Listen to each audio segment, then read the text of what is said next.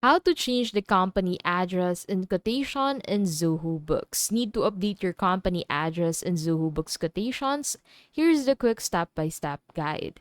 So from your Zoho Books dashboard, go ahead and head over to settings.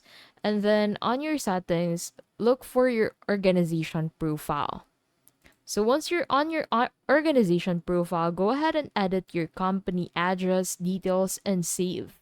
Next, check your quotation templates.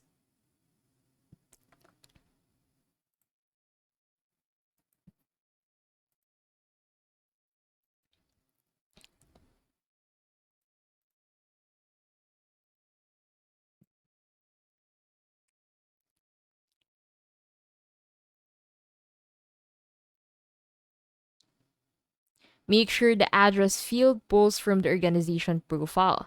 If you've added a custom tax block, update it manually. Create a task quotation and preview it and confirm the new address appears correctly, and then set the updated template as default. If you use more than one template, repeat the update for each to keep your documents consistent. And that is how you change your company address in Zoho Books Quotations.